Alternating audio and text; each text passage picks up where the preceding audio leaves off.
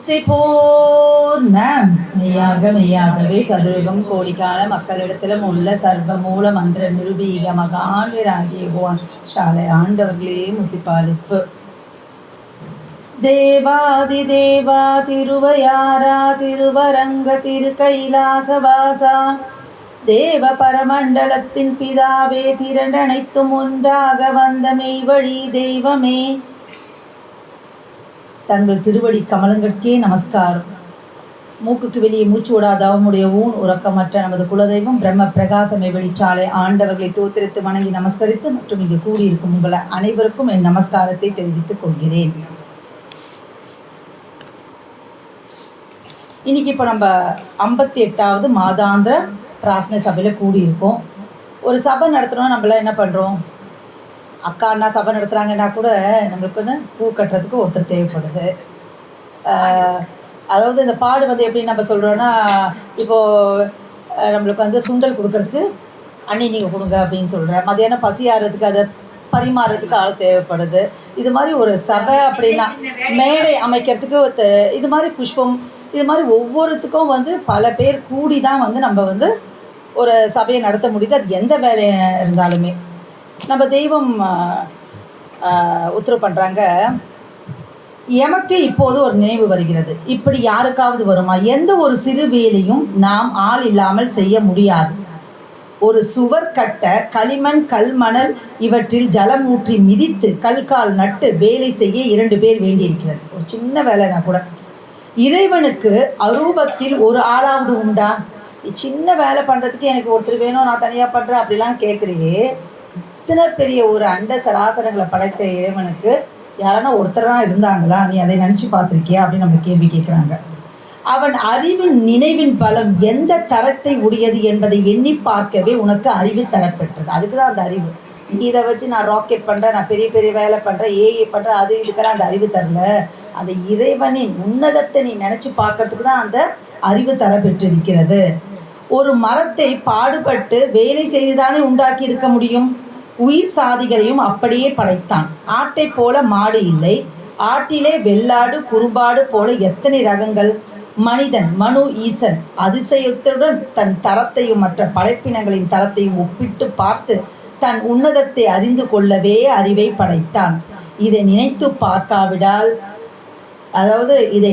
பார்க்காவிடில் நரகமே தண்டனையாக வரும். மேலும் மலை கடல் வானம் சந்திர சூர்யா நட்சத்திர மண்டலங்கள் இவை எல்லாவற்றையும் தம் எண்ணத்தை வைத்தே படைப்புண்டாக்கி இருக்கிறான். அவங்களோட எண்ணத்திலிருந்து வந்தது தான் எல்லாமே. ஊன் உறக்கமில்லாத ஒருவன் உலகத்தை படைத்தான். முழு பலமும் சக்தியும் அவனுக்கே உரியது. கடல் முதலாக இவ்வளவு படைப்பும் அழிக்கப்பட்டு புது உலகம் படைக்கும் செயல் இப்போது நடந்து கொண்டிருக்கிறது. நான் ஏன் இந்த வாக்கியத்தை படிக்கிறேன்னா, இன்னைக்கு என்னோட தலைப்பு, நான் உங்க கூட பங்கிக்க போகிற தலைப்பு வந்து ஏல வல்லவரின் புது உலகம். ஏல வல்லவர் அவர் யார்? ஏல வல்லவர் நமது குலதெய்வம். அதனால தான் முதல்ல தோத்திரம் கூட நான் தேவாதி தேவா அந்த பாடலை மூலமாக நான் துவங்கினேன். ஏல வல்லவரின் புது உலகம் தான் இன்னைக்கு நான் உங்க கூட பங்கிக்க போகிற தலைப்பு. இதை செய்வது சொல்லும் பதமும் கடந்த பூர்வீக புராதனர் மகா அதிசயமான வல்லமை உடைய ஏல வல்லார் ஆவார். அவர் தான். வார்த்தையால் அவரை பற்றிலாம் நம்ம சொல்லிடவே முடியாது. சொல்லுக்கு செயலுக்கு எல்லாமே அப்பாற்பட்டவர். அவன் நினைவாகிய ஆயுதத்தின் பலம் எவ்வளவு பிரம்மாண்டமாக இருக்கிறது பார். நீ ஆள் வைத்து ஒரு வேலை செய்வதால் அதன் அருமை உனக்கு தெரிகிறது. துவக்கம் முடிவு இல்லாத செயல்கள் அனைத்தும் அவன் நினைவை கொண்டே செய்யப்பெறுகின்ற என்றால் அது எத்தகைய வல்லபமாயிருக்கும் அப்படிங்கிறது நம்ம எண்ணி பார்க்கறது தான் அந்த அறிவை கொடுத்தது. 24 மணி நேரத்தில் ஒரு நிமிஷமாக ஒரு நாளைக்கு அதை நினச்சி பார்க்கணும். அதுதான் தலையாய கடமை. இங்கே இந்த வாக்கியத்தை நான் படிக்கிறச்சு தான் எனக்கு இது நல்லா இருக்கே, நம்ம ஏன் இதை பற்றி பேசக்கூடாது, அதாவது அந்த தலைப்பு பிறந்த கதை, அதுக்காக தான் இந்த வாக்கியம் நான் உங்கள் கூட பங்கிட்டேன். ஆதிக்கு முன் ஆதி நாளில் கூறிய இருள் வஸ்துவிலிருந்து தெய்வீக ஏக ரூப கிரண பிழம்பை இறைவன் உண்டாக்கினான். நம்ம மாண்பியத்தில் அடுக்கடுக்காக கொடுத்துருப்பாங்க இந்த உலகம் எப்படி தோன்றுச்சு அப்படின்னு சொல்லிட்டு. அப்படி உண்டாக்குவதற்கு அவனுக்கு எத்தனையோ கோடி காலம் ஆயிற்று. ஒரு நாள் 2 நாளில் பண்ணல. இன்றைக்கி நம்ம பார்க்குறோம் இந்த உலகம் இப்படி வந்துடுச்சு, இந்த உலகம் அப்படி வந்துடுச்சு, இது இப்படி படைச்சிருக்காங்க. ஆனால் அதுக்கெலாம் வந்து கோடி கோடி கோடி கோடி காலம் ஆயிருக்கு. அந்த பேரொளி பிழம்பிலிருந்தே கதிர் மதி மின் பனி தாரகை சூரியன் சந்திரன் நட்சத்திரம் எல்லாமே அங்கிருந்து தான் வந்தது. முதலாகிய அகிலாண்ட கோடி பிரம்மாண்ட அண்டரண்டங்களும் படைத்தான். பிறகு அந்த ஐம்பூதங்களை படைத்து இப்பூமியை உண்டாக்கினான். இதனிடத்தில் புல் பூண்டு முதலியவற்றை படைக்க ஆரம்பித்து யானை முதல் எறும்பு கடை அளவற்ற ஜீவராசிகளையும் படைத்தான். இது நம்மளோட இந்த லௌகிக வாழ்க்கை வாழ இந்த பூலோகத்தில் எப்படி இருந்தது. ஏன்னா தெரிஞ்சதுலேருந்து தான் தெரியாத விஷயத்துக்கு நம்ம போகணும் இல்லையா. அதுதான் நம்ம சொல்லுவாங்க தீசஸ்லாம் எப்படின்னா ஃப்ரம் நோன் டு அன்னோன்னு, தெரிஞ்சதுலேருந்து தான் தெரியாத விஷயத்துக்கு போகணும். அப்போது இந்த உலகத்தை எப்படி படைச்சாங்கன்னு தெரிஞ்சால் நம்ம புது உலகத்தை பற்றி நம்ம பேச முடியும். எல்லாவற்றுக்கும் கடைசியாக மனுமுலையை உண்டாக்கினான். எல்லாம் படிச்சுட்டு தான் மனுஷனே படைச்சாங்களா. நான் அடிக்கடி சொல்கிறது, இப்போ ஒரு அப்பா பிரசவத்துக்கு மனைவி அமைச்சிருந்தா அந்த குழந்தை வருதுன்னு சொன்னால் என்னென்ன பண்ணுவார் வீட்டில், அதுக்கு அழகாக மெத்தை போட்டு வைப்பார். பஞ்சு சாஃப்டாக இருக்கா, குத்தக்கூடாதுன்ட்டு ஏசி போடணும் என் குழந்தைக்கு எல்லாம் ரெடி பண்ணிட்டா அந்த அம்மாவே வீட்டுக்கு குழந்தையோட கூப்பிட்டு வருவாங்க. அது மாதிரி இறைவன் மனுவை உண்டாக்குறதுக்கு முன்னாடி எல்லாம் தயார் பண்ணி வச்சுட்டு, அவனுக்கு கண் இருக்க போகுது, அவனுக்கு மூக்கு இருக்க போகுது, அவனுக்கு காது இருக்க போகுது, அவனுக்கு நாக்கு இருக்க போகுது, அது இத்தனை சுவை இருக்க போகுதுன்ட்டு எல்லாத்தையும் உருவாக்கி வச்சுட்டு தான் அப்புறம் மனுமொழியை அவங்க உருவாக்குறாங்க. அப்போது அந்த மனுவை சர்வ படைப்புகளையும் வைத்து ஆளுகின்ற தனி வல்லபத்தோடு படைத்து அவனிடத்தில் தான் குடியேறி கொண்டான். இது அடிக்கடிக்கு சொல்கிறது தான். இப்போ நம்ம நல்ல ஒரு 5 பெட்ரூம் கட்டுறோன்னா நம்ம போய் எந்த பெட்ரூமில் இருப்போம்? இது அப்பாவுக்கு, இது அம்மாவுக்கு, இது குழந்தைக்கு எல்லாம் நம்ம என்ன பெட்ரூமில் இருப்போம்? கட்டுறவங்க மாஸ்டர் பெட்ரூமில் தான் போயிருப்போம். அங்கே அட்டாச்சு இருக்கணும், பால்கனி இருக்கணும், எப்படின்னு சொல்லி அட்டாச் அந்த இடத்துல தான். அது மாதிரி ஏதாவது படைப்புலேயே இறைவன் படைத்த படைப்புலேயே உன்னதமான படைப்பு மனிதன். அதில் போய் அவர் தான் குடியேறி கொண்டான். அவர் படைச்சு அவர் தான் குடியேறி கொண்டான். அதன் பின் எத்தனையோ கோடி காலம் ஓடி ஓடி ஆகி இப்போது தீர்ப்புடைய நேரம் வந்துவிட்டது. எத்தனையோ கோடி காலம், நம்ம இப்போ 100 வயசு அது கூட முழுமையாக நம்மளால் வாழ முடியல. ஆனால் எத்தனையோ கோடி இப்போ தீர்ப்பு காலம் வந்து விட்டது. அப்போ நம்ம எப்படி நடந்துக்கணும், நம்ம எப்படி இருக்கணும் அப்படின்னு தான் நம்ம பார்க்க போகிறோம். அப்போ நிறைய நம்மளுக்கு சொர்க்கம், நிறைய வான்மதி குரல் நிறைய பக்கமாக கொடுத்துருக்காங்க. தெய்வம் சொர்க்கம் நரகம் எப்படி இருக்குது அப்படின்னு சொல்லிடலாம். அப்போ நான் பார்த்தேன், நம்ம நித்திய ஜீவன், நித்திய தேகம், நித்திய வாழ்வு, அப்புறம் எது நித்தியம் அப்படின்னு பேசியிருக்கோம். அப்புறம் ஒரு 2-3 மாதத்துக்கு முன்னாடி தெய்வீக ராஜாங்க நீதிமன்றம் அது கூட நம்ம பேசிட்டோம். அப்போ அடுத்தது பார்த்தோம் அப்படின்னு சொன்னால் அந்த நித்திய உலகம் அப்படிங்கிறது, அந்த புது உலகம் அது எப்படி இருக்கும். நிறைய கேள்வி டாக்டர் கமலி அவங்க தான் நிறைய சபையில் கேட்பாங்க, ஆண்டி அங்கே இது நடக்குமா, அது நடக்குமா, எப்படி இருக்கும். அவளுக்கு மண்டை போட்டு கொடாயும். அது அப்போவே நினச்சிருப்பேன் நான், நம்ம பேசலாமா இன்றைக்கி அவங்க MBA எக்ஸாம்னால இன்றைக்கி வர முடியாமல் போச்சு சபைக்கு. இப்போ அங்கே பார்த்தீங்கன்னு சொன்னால் 8 வகை ஸ்வர்க்கம் நம்ம தெய்வமே உத்தரவு பண்ணியிருப்பாங்க. 7 வகை நரகம் படைக்கப்பெற்று மனுவை நித்திய தேகத்தில் படைக்க வேண்டிய வேலை இனி நிகழ்ந்து கொண்டு இருக்கிறது. வான்கண்ணி விராட்தவத்தில் நம்ம தெய்வம் அதை நிகழ்த்தி கொண்டு இருக்கிறார்கள். அப்போது ஏக வல்லவரின் புது உலகம், அந்த புது உலகம் எப்படி இருக்க போகுது அப்படிங்கிறத இப்போது இருப்பது போல் 9 பங்கு அழகு, 9 பங்கு ஆண்மை, 9 பங்கு இன்பம் உடையதே அந்த நித்திய முத்தி பேரின்ப தேகம். அந்த தேகம் 8 வகை சொர்க்கத்தை ஆள இப்போது இருக்கிற 9 பங்கு வல்லபத்தோடு நித்திய உடல் படைக்க பெறவிருக்கிறது. அந்த உலகத்தை ஆளணும்னா இந்த உலகத்தில் போயிருக்க முடியாது. இப்போ மீனுனா எங்கே இருக்கணும்? நிலத்தில் போட்டோன்னா அது வாழ முடியாது, அது தண்ணியில் தான் இருக்கணும். அப்போ தவளை எங்கே இருக்கணும்? நம்மளோட குரொக்கடையில். இது மாதிரி அது மாதிரி எது எங்கெங்கே இருக்கணுமோ அதுனா அதுக்கான சட்டை தேவை. அப்போது அந்த நித்திய உலகத்தில், அப்போது அந்த புது உலகத்தில் வாழணும். அதுக்கு ஒரு இந்த மானிட தேகத்தோடு, இந்த தூள தேகத்தோடு நம்ம அங்கே போக முடியாது. அதுக்கான உடல், அந்த நித்திய உடல் வேணும் நம்மளுக்கு. அப்போ தான் அங்கே போய் நம்ம வாழ முடியும். ரூபத்தில் வந்துவிட்ட மனிதனுக்கு அரூபமாகிய இறைவன் எப்படி தீர்ப்பளிக்க முடியும்? அரூபத்தில் இருக்கவங்களுக்கு எப்படி சொல்ல முடியும்? கொடுக்க முடியாது. இறைவனே மனுவை விட அதீதமான வல்லபத்தோடு ஒரு நீதி வல்லப தேகம் ஏற்று, அதாவது தூள ரூபம் ஏற்று வந்துதான் நீதியை நடத்தி ஆக வேண்டும். அருபக்கடவுள் நமக்குன்னா அருபத்திலிருந்து நம்மளுக்கு என்ன பண்ண முடியும்? நம்மளுக்கு அவங்க சொல்கிறதுக்கு வாய் தான், நம்ம கேட்கறதுக்கு காது இருக்குது, ஆனால் அவங்க சொல்கிறதுக்கு வாய் இருக்குது. அருபத்திலேருந்து எப்படி சொல்லுவாங்க? அப்போது ரூபம் தாங்கி வந்தாங்க தெய்வம். அப்போது அதாவது இந்த கிழவன் இளமையாக வருகிறது என்றால் பிரளய அவஸ்தை பேரின்ப மகிழ்ச்சியாக மாறுகிறது. எப்படி ஒரு கிழவன் திடீர்னு இளமையாக மாறுறான்னா, எந்த லேகியம், சிட்டுக்குருவி லேகியம் எந்த இதெல்லாம் வாங்கி சாப்பிடுவாள். இப்போலாம் வந்திருக்கு கோல்டன் கேப்சியூல்ஸ் எல்லாம் வந்துடுச்சு. அப்படியே வந்து அந்த ஜெனடிக்கில் போய் வேலை பண்ணி இளமையாக வச்சுருக்குறதுன்னு அப்புறம் போட்டி போட்டு வாங்கி சாப்பிட்றாங்க. அப்போது அது வந்து நீ வாங்குற, அப்போ வந்து இந்த அவஸ்தை வந்து பேரின்ப மகிழ்ச்சியாக மாறுகிறது என்றால் அது என்ன சின்ன காரியமா? அது நீ எப்படி பண்ண முடியும்? நீ அவஸ்தைக்கு போகிறோன்ட்டு தான் டிசைன் பண்ணியிருக்கு. ஆனால் உனக்கு அந்த அறிவு கொடுத்துருக்கு. அதை நீ அறிவை பயன்படுத்திக்கோ அப்படின்றதுக்கு வேதத்தை இறக்கி, அதுக்கு சிபாரிசுக்குரிய தீர்க்கதரிசிமார்களை இறக்கி, அவங்க மூலமாக உனக்கு இதெல்லாம் சொல்ல வச்சு எல்லா ஏற்பாடும் பண்ணி வச்சுருக்கு. இருந்தாலும் அது காது கேட்காம போடுபோக்காக இருந்துடுறோம். எல்லாமே பண்ணி வச்சு இந்த அதாவது என்ன வாழ்க்கையை, அந்த அவஸ்தை வாழ்க்கையை பேரின்ப வாழ்க்கையாக மாற்றுறது சாதாரண காரியமா அப்படின்னு கேட்குறாங்க. இப்போ காலையில் விதை போட்டு மாலையில் பயன் எடுக்க வருகிறது என்பது முடியக்கூடிய காரியமா? நம்ம நெல் போட்டால் இத்தனை மாதம் இருக்குது, மாங்காய் இவ்வளோ நாளுக்கு வரணும், உளுந்து போட்டால் இது மாதிரின்னு ஒரு இருக்குது, காலையில் விதைச்சா சாயங்காலம் விளைஞ்சிடணும், அப்படி எப்படி ஒரு காலமாக இருக்க முடியாது. அப்படி உண்டாகி வரக்கூடியதாக மண். அப்போ வரணுன்னா அதுக்கு என்ன, மண் மாறணும், அது ஊற்றுற தண்ணி மாறணும், அது வர அந்த காற்று ஆகாயம் முதல் எல்லாம் புரண்டு வரப்போகிறது. காலை போட்டால் சாயங்காலம் அறுவடை பண்ணிடலாமா? அது மாதிரி ஒரு காலம் வரப்போகுது அப்படின்றாங்க. இப்போ மனிதனை ஒரே அழகுடைய எவ்வன வயதில் வைப்பதா இருந்தால், அதுவும் பிணி மூப்பு சாக்காடு அணுகாத ஒரு சுத்த நித்திய மேனியில் ஒரே அளவில் எக்கோடி காலத்திற்கும் வைப்பதா இருந்தால் அது வந்து என்ன ஒரு சாமானிய காரியமா அப்படின்னு கேட்குறாங்க. பறவை, மாடு, மரம், ருசி, பசி அனைத்தும் மாறி ஒரு புதிய உலகம் எனது நித்திய அழகினை உடையதா என்றும், அதாவது நித்திய அழகினை உடையதாய் உதயமாக போகிறது. அதுதான் அவங்களோட புதிய உலகம். அப்போ தான் வந்து அதுக்காக தான் வந்து என்ன பண்ணுறாங்க, தெய்வம் வந்து தூளத்தில் இருக்கிற சிலம் வந்து அந்த மூக்குக்கு வெளியே மூச்சு விடாதவங்களுடைய ஊன் உறக்க மட்டும்லாம் நம்ம சொல்லிட்டு இருக்காங்க. அப்போ வந்து அவங்க மாணக்கர்கள்லாம் போயிட்டு ரொம்ப வருத்தமாக இருப்போம், நாங்கள் மட்டும் வேலைக்கு எல்லாம் நாங்கள் சாப்பிட்டுடுறோம், தெய்வம் வந்து ஜல ரூபத்திலேயாவது கொஞ்சம் எடுத்துக்கக்கூடாதா அப்படின்னு கேட்பாங்களாம். அப்போ தான் தெய்வம் உத்தரவு பண்ணாங்களாமா, ஜல ரூபத்திலாவது ஆண்டவர்கள் கொஞ்சம் உணவு கொண்டால் தேவலாமே என்று நினைக்கிறது சரிதானே, ஆனால் அது பதிமறைவுக்கான நாளே அதிகமாக நீட்டி வரும். நான் இங்கே வந்து நான் சாப்பிட்டுட்டுலாம் இருந்தேன்னு சொன்னால் அவங்க வந்து இந்த தூளத்தை விட்டுட்டு போனோம் இல்லையா, அப்படி தூளத்தை விட்டுட்டு எல்லாருக்கும் ஒரே அழகு, தூளம் பார்க்குறாங்க, எமன்ட்டு நம்மளை காப்பாற்றுறாங்க தெய்வம்ன்ட்டு அவங்க தூளத்தை விட்டு அவங்களுக்கு தெரியல முதல்ல, ஆனால் தெய்வமே ஒரு பீரியடில் வந்து சொல்லிட்டாங்க. அப்போது நான் இந்த தூளத்தை விட்டு 16 காலம் தள்ளி போகக்கூடாது. அப்படி தள்ளி போச்சுன்னா அது என்ன பண்ணோன்னா அங்கே நித்திய உலகம் படைக்கிற வேலையை வந்து அது வந்து ரொம்ப தள்ளி போட்டுடும், அதுக்கு வந்து பாதகமாக அமைஞ்சிடும். ஊழி விதி திட்டம் நடைமுறையில் நீங்கள் குறுக்கிட்டு அதற்கு மாற்றமாக எதுவும் செய்யலாமா?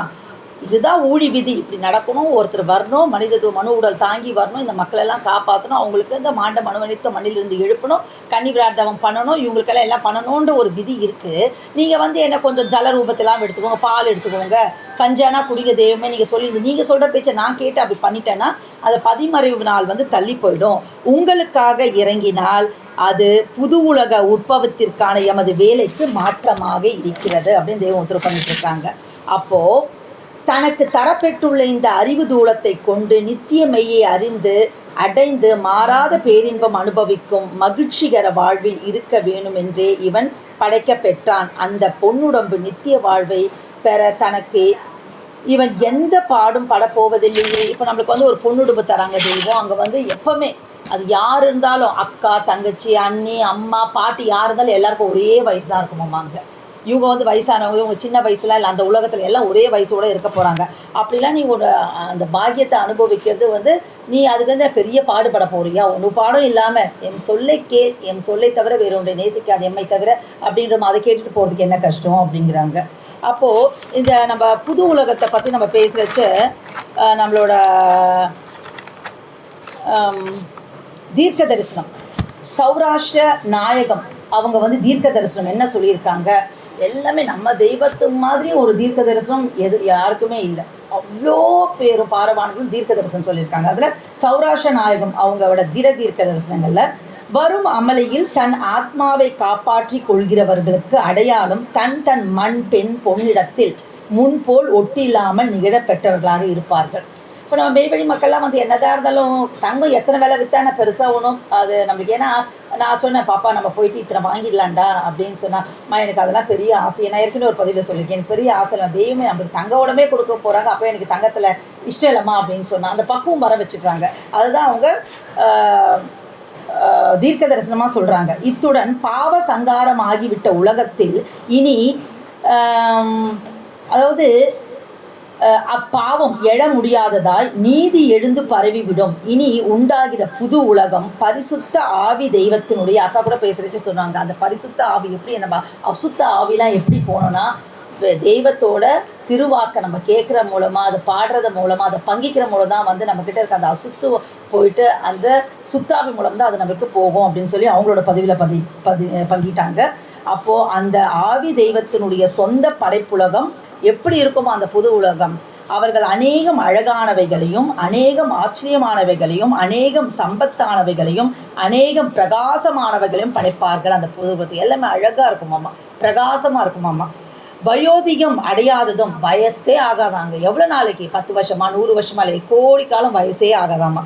அப்போது அந்த உலகத்துக்கு போகணுன்னு ஆசை இருக்கும். இங்கெல்லாம் ஒரு நிற முடி வந்து அதை டை போடுறோம், டை போனால் உடனே அலர்ஜி ஆகிடுது. அப்போ நம்ம என்ன பண்ணுறதுன்னு கஷ்டமாக இருக்குது. ஒரு ஃபங்க்ஷன் போனோன்னா அங்கே வந்து வயசே ஆகாது, டையே போட வேண்டாம் நம்மெல்லாம். அப்போது வயோதிகம் அடையாததும் என்றும் சாகாததும் என்றென்றைக்கும் அழுகாததும் என்றென்றைக்கும் உயிர்ப்புடன் இருந்து வளர்ச்சி ஏறுவதுமாக இந்த பூமி மறுமுறை புதுப்பிக்க பெறும்.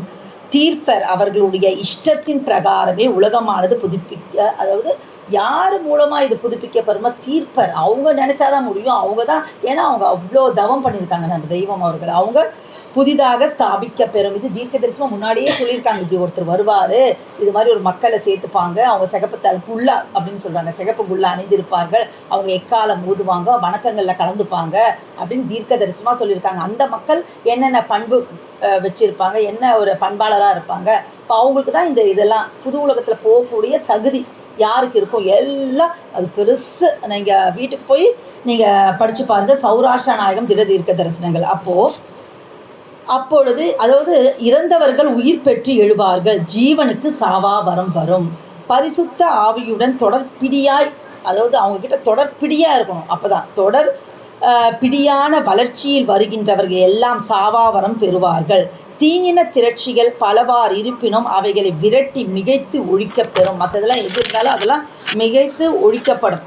இந்த பூலோகம் அடங்கலுக்கும் கண் படைத்த ஓர் தர்ம நீதி எல்லையில் உள்ள ஆண் பெண் இருபாலரும் ஆத்திரத்துடனும் ஆசையுடனும் யதார்த்த தர்ம நீதியை எப்போது தழுவி அதை சுதந்திரமாக்கி கொள்வார்கள் என்று சௌராஷ்டிர நாயகம் அவர்கள் ஆத்திரத்துடனும் ஆசையுடனும் எதிர்பார்க்கின்றார்கள்.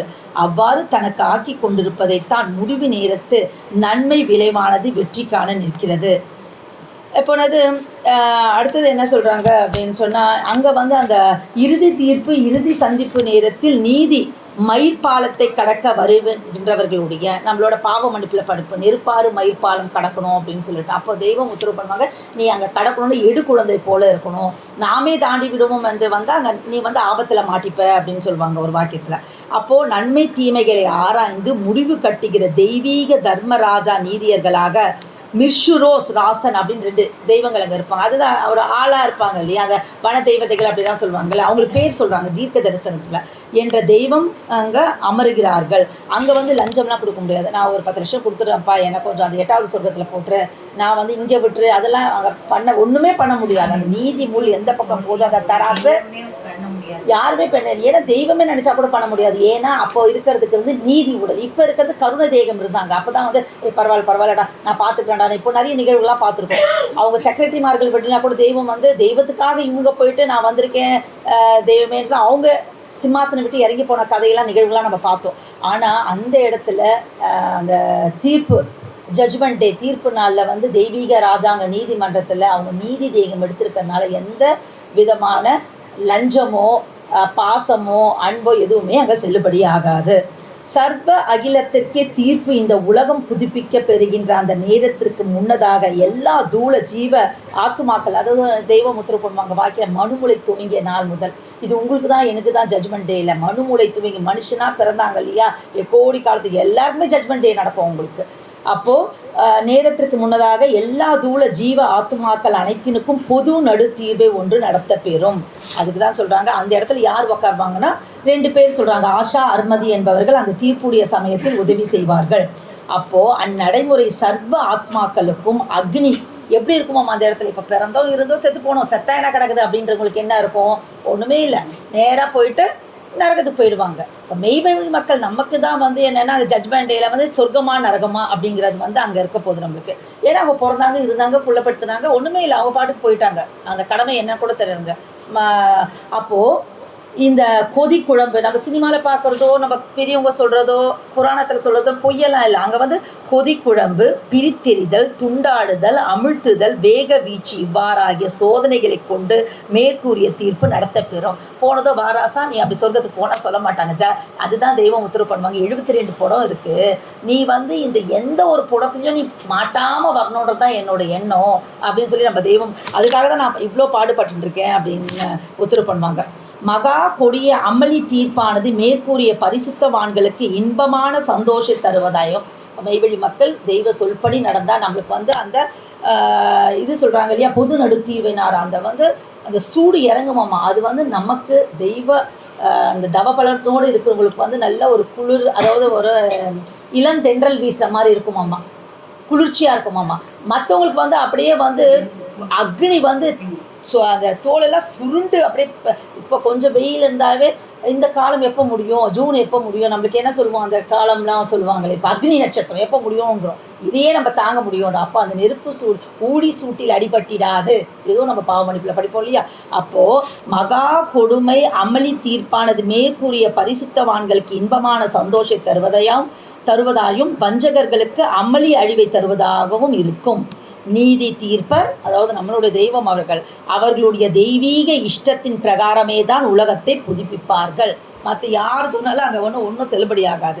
அதன் பின் சர்வ அண்டாண்ட சராசரங்களும் அங்கனம் புதுப்பித்த வழியிலேயே நடந்து ஓடிக்கொண்டு இருக்கும். இப்போது புது உலகம் புதுப்பிக்க வேண்டிய வேலைகள் யார் செய்வார்கள்? நம்ம தெய்வம் தான், நமக்கு தெரியுது. நம்மளுக்கு அதை எவ்வாறு செய்வார்கள் அப்படின்னு சொன்னால், சௌராஷ்டிர நாயகம் அவர்கள் சொல்கிறாங்க, அதாவது அந்த காலத்தில் சூரியனில் அதிகமாக, அதாவது என்ன கேட்குறாங்கன்னா, அது எப்போ வரப்போகுது அப்படின்றத நம்ம எப்படி தெரிஞ்சுப்போம்? அந்த பிரளயம் வரப்போகுதுன்றது அதுக்கப்புறம் தான் ஜட்ஜ்மெண்ட்டே, அதுக்கப்புறம் தான் புது உலகம் வரும் இல்லையா. அது எப்படி நம்ம தெரிஞ்சுப்போம் அப்படின்னா, அந்த காலத்தில் சூரியனில் அதிகமாக கருப்பு புள்ளிகள் விழுந்துவிடும். அந்த நேரத்தில் இப்போ விழுந்துச்சா இல்லையா சொல்லிட்டு இருக்கால, ஓட்டை விழுந்துச்சு, ஓசோன் லேயர்லாம் சொல்கிறாங்க இல்லையா. பூமி பலன் கொடுக்காது. எங்கே விளையுது? விதைச்சா ஒன்றும் விளைய மாட்டேங்குது எல்லாம். அதுதான் அந்த காலம் தான், நம்ம அதில் தான் இருக்கும். அதிகமாக வறண்டு போகும். கொள்ளை கூட்டத்தினர் திரளாக பெருகுவார்கள். மனிதர்கள் ஏமாற்றுக்காரர்களாகவும் பாவகர பழக்க வழக்கங்கள் ஈடுபட்டவர்களாகவும் நன்றி கெட்டவர்களாகவும் இருப்பார்கள். ஒரு நாட்டு எல்லைக்கு மறுநாடு மரியாதை கொடுத்து நடக்காது. ஈரான் போர்லாம் நடக்குதில்லை இப்போ தான் நம்மளுக்கு. ஈராக்கு எவ்வளவு செல்வம் இருந்தாலும் அவர்களுடைய பொறாமை கண்கள் திருப்தி அடையாது. உலக செல்வந்தர்கள் அவர்கள் வெகுவாக சேமித்து, அதாவது ஒழித்து வைப்பார்கள். அவங்க வந்து எல்லாத்தையும் வந்து எனக்குன்னு சொல்லிட்டு இப்போ வந்து இங்கேருந்து போயிட்டு நம்ம இந்த பேங்க்கில், அமெரிக்கன் பேங்க் அங்கெல்லாம் அனுப்பி சேர்த்து வச்சுக்கிறாங்களே, அது மாதிரி. நீதி அரசாங்கம் எப்போது வரும் அப்படின்னா, அதே தான் சொல்கிறாங்க. சூரியனில் பல அதிகமான ஓட்டைகள் தோன்றச்ச ஜட்ஜ்மெண்ட் எப்போ வருங்கிறாங்க. அப்போது சந்திரனில் பலவிதமான வர்ணங்களும் காணப்படும். பூகம்பம் அடுத்தடுத்து தோன்றப்படும். அங்கங்கே படிக்கிறோம்ல, குழம்பாறு ஓடுது, இங்கே அது நெருப்பு வெடிக்குது, இங்கே அக்னி குண்டம் வருது. 100 பனிகாலம் என்ற கணக்குடைய நாளும் அது நேரமாக இருக்கும். இன்னைக்கு புத்த பகவான் தீர்க்கதரிசனா தானே சொல்லிட்டு இருக்கோம். 100 பனிக்காலம் என்று ஆகினா 1000 வருட கணக்கு என்று ஆகிவிட்ட முடிவு நாளையிலே காலச்சக்கரமானது புதுப்பிக்கப்பட வேண்டியிருக்கிறது. இந்த சீனீரும் எரித்தடிக்கப்படும்ங்கிறாங்க, ஜலமில்லாமல் வெட்டடிக்கப்படும்ன்றாங்க. இதெல்லாம் அப்போது வரும் அமளியில் தன் ஆத்மாவை காப்பாற்றி கொள்கிறவர்களுக்கு அடையாளம் தன் அந்த ஆத்மாவை நம்ம காப்பாற்றிக்கணும்னா மண், பொண்ணு, சொத்து, சுகம் எது மேலேயும் ஆசை இருக்கக்கூடாது. இறைவா உன்னை எங்கள் வீட்டுக்கார பங்கிட்ட மாதிரி சரணடைதல் ஃபுல்லாக அப்படியே முழுக்க தெய்வத்துக்கிட்ட சரணடைஞ்சதுன்னா காப்பாற்ற பெறுவார்கள், மீட்க பெறுவார்கள். அடையாளம் தன் மண் பெண் பொன்னிடத்தில் முன்போல் ஒட்டில்லாமல், அதாவது நிகழப்பெற்றவர்களாக இருப்பார்கள். இத்துடன் பாவ சங்காரம் ஆகிவிட்ட உலகத்தில் இனி அப்பாவம் எழ முடியாததான் நீதி எழுந்து பரவிவிடும். இப்போ எனக்கு நிறைய வந்து என்னென்னா, இப்போ நான் எப்போவுமே சொல்கிறேன், நம்ம 4 வேதத்தை படிக்கிறதுக்கே நேரம் இல்லை, இதில் எங்கே நம்ம மற்றதெல்லாம் படிக்கிறது அப்படின்னு நான் அடிக்கடிக்கு சொல்வேன். நான் உண்மை கூட அதுதான். ஆனால் என்னென்னா, கொஞ்சம் நான் குரான், பைபிள் அதெல்லாம் வந்து ஏன் அந்த பக்கம் போவேன் அப்படின்னா, எனக்கு ஃப்ரெண்டு, என்னோடய ஸ்கூல் ஃப்ரெண்ட்ஸ் வந்து ஸ்டெல்லான்னு ஒரு ஃப்ரெண்டு, கிறிஸ்டியன் ஃப்ரெண்டு, ஷமீம் ஒரு ஃப்ரெண்டு இருப்பாங்க. இப்போது அவங்க வந்து எதனா ஃபோன் பண்ணாங்கன்னா, நான் ஷாலையில இருக்கேன். ஆமா 2 நாள் லீவ் கிடைச்சிடக்கூடாது, உடனே ஷாலைக்கு போயிட்டியா அப்படின்னு சொல்லுவாங்க. இப்போ அவங்கக்கிட்ட நம்ம மெய்வழி சாலை பற்றி எடுத்து பேசினோன்னா, அவங்க வழியிலேயே பேசணும் அப்படி. இப்போ நம்ம வேதத்தை பற்றி சொன்னோம்னா, ஆமா நீ இதை தான் பெருசாக பேசுவேன் அப்படின்றவாங்கிறதுக்காக குர்ஆனில் சொல்லியிருக்கு, பைபிளில் சொல்லியிருக்குன்றதுக்காக கொஞ்சம் கொஞ்சம் நான் படித்து அப்படி பேசுகிற பழக்கம் உண்டு. அதனால எனக்கு வந்து சில விஷயங்கள் தெரிய வந்தது. அது என்னென்னா, இப்போது என்ன சொல்கிறாங்கன்னா, இந்த புதிய பூமியின் அமைப்பு எப்படி இருக்கும் அப்படின்னு சொல்லிட்டு குர்ஆன் வேதத்தில் என்ன சொல்கிறாங்க, நமக்கும் தெரியும் மஹசர் மைதானம் தெய்வம் சொல்லுவாங்க. இங்கே தான் ஜட்ஜ் பண்ணி வேறு ஏதோ நினச்சிட்டு இருக்க, இதுதான்டா அந்த மஹசர் மைதானம் அப்படின்றாங்க. நம்ம ஏற்கனவே பார்த்த மாதிரி தான், நம்ம வேதத்தில் இல்லாத ஒன்றும் இல்லை. அவங்க என்ன சொல்கிறாங்கன்னு ஒரு பார்வை. அவங்க என்ன சொல்கிறாங்கன்னா, அது வந்து மாறாத இளமை இருக்குமா. அங்கே வந்து அந்த புது உலகத்தில் நோய், கவலை, சோர்வு, முதுமை, மரணம் இருக்காது. எல்லாருமே 33 வயதுடையவர்களாக இருப்பாங்களாங்க. எல்லாத்துக்கும் 33 வயது, அதுக்கு மேலே வயசே ஆகுமா. அங்கே வந்து அற்புதமான ஆறுகள் ஓடுமாம்மா. அந்த சொர்க்கத்தில் வந்து என்ன ஓடுமானா, தெளிவான நீர் இருக்குமா, களங்கம் இல்லாத நீர், சுவையான பால் ஒரு ஆறாக ஓடுமா. ஒன்று வந்து தூய்மையான தேன் ஓடுமா. நினச்சி பாருங்க, தேனாறு. ஆனால் இருக்குது இந்த வார்த்தை தேனாறுன்னு இருக்கு, அது இருக்கு பாருங்கக்கா. தேனாறு ஓடுது, பாலாறு ஓடுது, நீர் ஆறு ஓடுது, எல்லாமே ஓடுது. அந்த இடத்துல ஓடிட்டு இருக்குமாம்மா. ஆனால் அந்த இடத்துல வந்து போதை தரக்கூடிய ஒரு வஸ்து இருக்கும். ஆனால் அதனால தலைச்சுற்றெல்லாம் ஏற்படாது. சுவைமிக்க மது ஆகியவற்றால் ஆன நதிகள் ஓடிக்கணும். நதியாக ஓடுமாமா. இத்தினூண்டு வாங்கினாவே போயிட்டு இவ்வளோ வாங்குறதுனா அப்போ நதியாக ஓடிட்டு. ஆனால் அதை குடித்தா போதெல்லாம் வராதாம்மா. அப்போ அதாவது இதுவாக இருக்காது, ஏதோ கெடுதல் இல்லாத நல்ல ஆறாக ஓடும். நினைத்த உடனே கிடைக்கும் உணவுகள். அங்கே இருக்கிறவங்க வந்து அந்த புது உலகத்தில் பசியாக எடுத்து சாப்பிட மாட்டாங்களா. சரி சாப்பிட்டு பார்க்கலாம், சாப்பிடலாமே நினைப்பாங்களாம். அப்படி நினைக்கிறச்ச அவங்களுக்கு வந்து வெறும் இன்பத்திற்காக மட்டுமே உண்பார்கள். அது ஒரு சந்தோஷம், அப்படி சாப்பிடலாம் அப்படின்னு சொல்லிட்டு. பசிக்கு நம்ம என்ன சாப்பிடணும், தட்டு நிறைய சோறு போட்டு சாப்பிட்டு சரியாயிடுவோம். இதெல்லாம் எதுக்கு பாதாம் பிஸ்தாலாம் எதுக்கு சாப்பிடுவோம், அது பசிக்க சாப்பிடுவோம், அது ருசிக்கு சாப்பிடுவோம் இல்லையா. ருசிக்கு சாப்பிடுவோம், ஸ்ட்ரென்த் வரணும். அது மாதிரி அங்கே வந்து பசியே எடுக்காதுன்ற அர்த்தம். அது பசியே இருக்காதம்மா. இப்போ அவங்களுக்கு எதான ஒரு பழம் சாப்பிடணும்னு நினச்சாங்கன்னா, அந்த மரம் வந்து வளைஞ்சி அவங்க வாய்க்கிட்ட வருமாமா.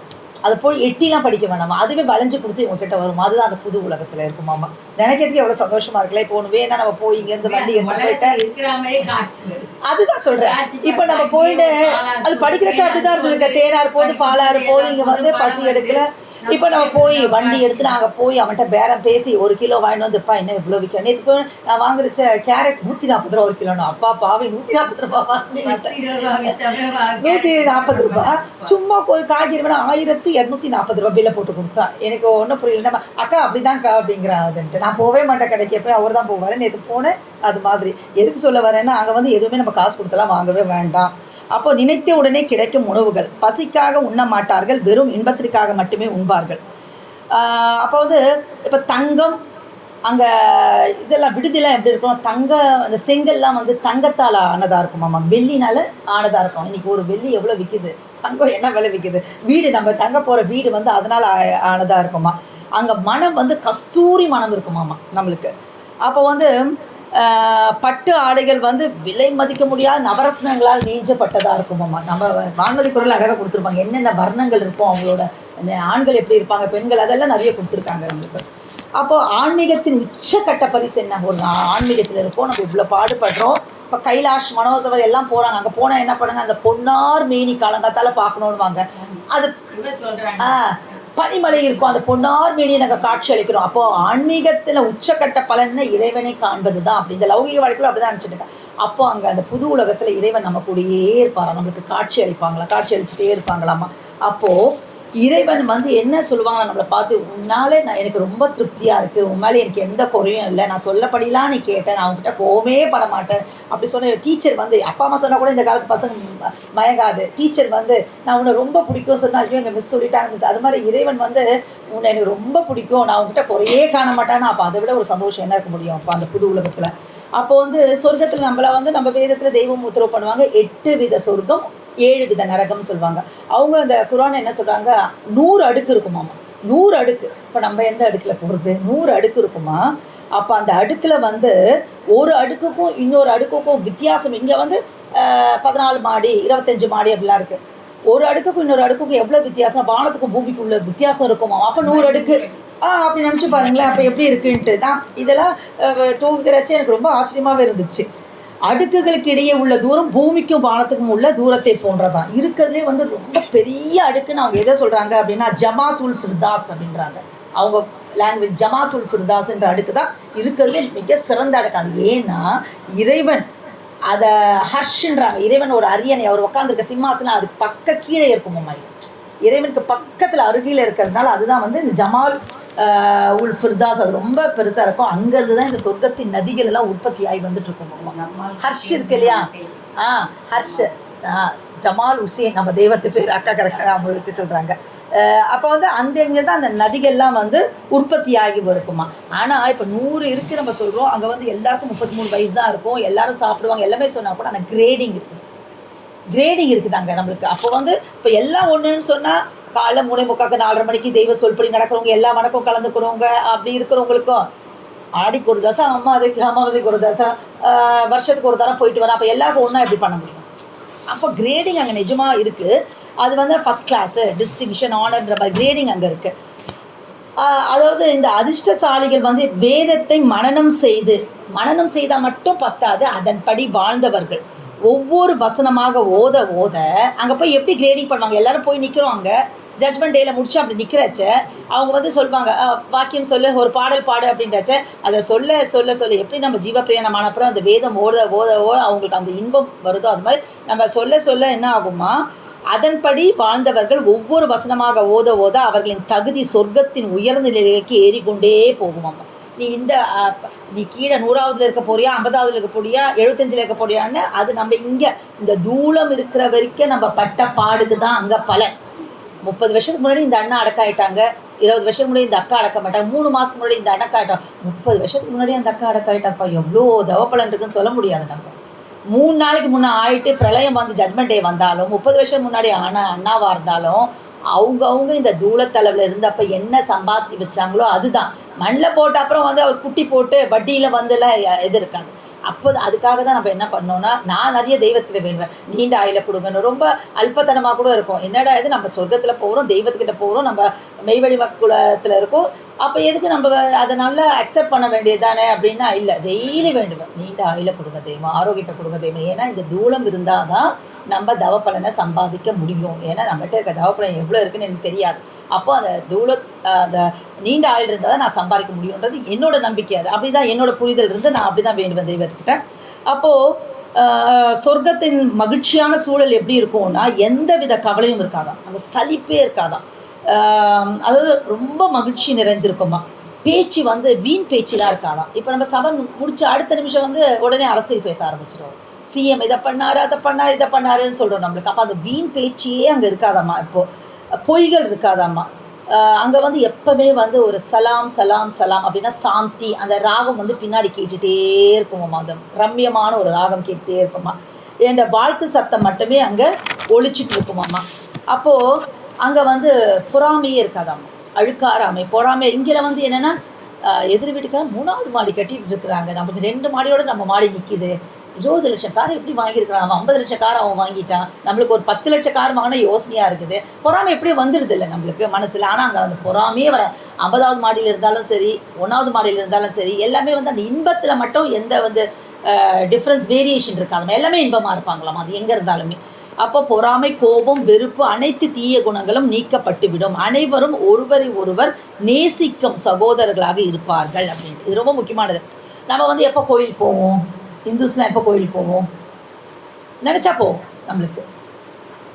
கிறிஸ்டியன்ஸ் எப்போ போவாங்க, சண்டே, ஞாயிற்றுக்கிழமை போவாங்க. முஸ்லீம்ஸ் எப்போ போவாங்க, வெள்ளிக்கிழமை போவாங்க. அவங்க பார்த்தீங்களா, அது என்ன வேலை இருந்தாலும், எக்ஸாம் இருந்தாலும், இன்ஸ்பெக்ஷன் இருந்தாலும், எது இருந்தாலும் பார்த்தீங்கன்னா எங்கே போயிருக்காரு அப்படின்னா, இது போயிருக்காங்க, மாஸ் போயிருக்காங்க அப்படின்பாங்க அவங்க. அப்போ விடாமல் வெள்ளிக்கிழமை கூட பார்த்தேன். என்ன அது ஒரு விஷயம் அப்படின்னா, ஃப்ரைடே பஜார்னு இருக்கும் அந்த புது உலகத்தில். ஃப்ரைடே பஜார்னு ஒன்று இருக்குமா. அது என்னென்னா, இப்போ நம்ம சண்டே மார்க்கெட் சொல்கிறோம்ல, சந்தை போடுறாங்களே, ஃப்ரைடே பஜார் என்னென்னா வெள்ளிக்கிழமை சந்தை அது பேர். அங்கு வடக்கு திசையிலிருந்து ஒரு காற்று வீசும், அது சொர்க்கவாசிகளின் முகங்களிலும் ஆடைகளிலும் கஸ்தூரி அள்ளி வீசுமா. அங்கே வந்துட்டு போகிறவங்களுக்கு வந்து திரும்ப அவங்க குடும்பத்தோடு போய் சேர்ந்துட்டாங்கன்னு சொன்னால் அந்த மனம் எப்பவுமே போகாதாம்மா. அப்போது அதனால தான் நான் கூட நினைப்பேன், அப்போ ஃப்ரைடே அவங்க அதனால தான் போகிறாங்க. அப்போ இறைவனை ஃப்ரைடே பார்க்கலாம் அப்படிங்கிறது பின்னாடி வருது நம்மளுக்கு. அப்போது அந்த உடல்கள்லாம் எப்படி, இப்போ நம்மளுக்கு என்ன வருது, காதில் போட்டால் குறும்பு வருது, வேர்வை வருது, எச்சில் வருது, நம்மளுக்கு சளி வருது. ஆனால் கழிவுகள் இல்லாத உடல் அங்கே புது உலகத்தில். உண்ணும் உணவுகள் வெளியே வராது. அது எப்படி வெளியேன்னா கஸ்தூரி மனம் வீசும் ஏப்பமாகவும் மனமான வேர்வையாக வரும் உங்களுக்கு. ஏப்பமாக வந்துருமாம்மா. தெய்வம் கூட ஒத்துரு பண்ணுவாங்க, ஏய் நான் பசியாராதப்போ நீங்கள் பசியாடுற அந்த பாவம் உங்களுக்கு இருக்கக்கூடாதுரா, அதனால் நீங்கள் எல்லாம் சமைச்சதும் எல்லாத்தையும் முன்னாடி கொண்டு வைங்க, அதை நான் வந்து அது பார்த்ததுமே தெய்வத்துக்கு ஏப்பம் வந்துருமாம்மா பசியாடுற மாதிரி. அப்போ அவங்களுக்கு அந்த பாவம் பீடிக்கு அது அப்படின்னு சொல்லியிருப்பாங்க ஒரு வாக்கியத்தில். அப்போது சொர்க்கத்தின் கதவுகள் என்னென்னா, அப்புறம் இன்னொன்று சொல்கிறாங்க, அவர்களுக்கு சிறுநீரோ மலமோ எச்சில் உமிழ்வதோ போன்ற இயற்கை உபாதைகள் இருக்காது புது உலகத்தில். எவ்வளோ ஜாலி இல்லை, நம்மளுக்கு அந்த வேலையே இல்லை. அப்போது சொர்க்கத்தின் கதவுகள் வந்து 8 பிரதான நுழைவாயில்கள் இருக்குமா. 8 நம்ம தெய்வம் சொல்கிறாங்க. நான் கூட நினச்சேன் 8 சொர்க்கம் 8 சொர்க்கம்னா சொர்க்கம், அந்த நுழைவாயில்கள் 8 இருக்குமா. அங்கே வந்து என்னென்னா யார் எந்த வாசலில் போனோன்னு கூட கணக்கு இருக்காமா. இந்த பூலோகத்தில் இருக்கிறச்ச யார் என்ன பண்ணுமோ அதுக்கேற்ற மாதிரி தான் அந்த வாசலை வந்து அழைப்பாங்களாமா. அப்போ வந்து உலகில் எந்த நற்செயலில் சிறந்து விளங்கினார்களோ அந்த கதவு வழியாக அனுப்பப்படுவார்கள். நீங்கள் போய் ஒரு 100 பேர் நிற்கிறீங்கன்னா, நீ இந்த கதவு, நானும் அந்த கதவு, எங்கள் அக்கா தான் போகிறாங்கன்னு கூட வர முடியாது. நீ இந்த பூலோகத்தில் இருக்கிறச்சு என்ன பண்ணியோ அந்த கதவு தான் உனக்கு அலாட் பண்ணப்படும். அப்போது அந்த கதவு வழியாக அழைக்கப்படுவார்கள். இதில் வந்து தொழுகையாளர்களுக்கான கதவுன்னு ஒன்று இருக்குது. வணக்கம் விடாமல் நேரத்துக்கு அந்த வணக்கம் பண்ணியிருப்பாங்களே ஒருத்தர், அறப்போர் புரிந்தவர்களின் கதவு. அப்புறம் வந்து பாபுர் ரயான், அதாவது நோன்பு நோற்பவர்களுக்காக மட்டுமே, அந்த முஸ்லீம்னால அவங்க பேசுகிறாங்க, அந்த நோன்புலாம் இருப்பாங்க இல்லையா, அவங்களுக்காக ஒரு கதவு ஒதுக்கப்பட்டு இருக்கிறது. அடுத்தது வந்து தர்மம் செய்தவர்களுக்கான கதவு. அப்போது இறை நம்பிக்கையாளர்கள் சொர்க்கத்தில் தங்களுக்கு பிடித்தவர்களுடனும் தங்கள் குடும்பத்தினுடன் மீண்டும் இணைந்து என்றும் அழியாத இன்பங்களை அனுபவிப்பார்கள். நிறைய பேர் இது கஷ்டமாக இருக்கும், அச்சோ அங்கே போனாலும் இந்த தொல்லை போகாதா அப்படின்னு சொல்லிட்டு. கணவன் மனைவி வந்து அங்கே போயிட்டு கூட நான் எங்கள் வீட்டுக்கார கூட இருக்கிறேன்னு சொன்னால் இருந்துக்கலாமா அங்கே போயிட்டு அப்படின்ட்டு.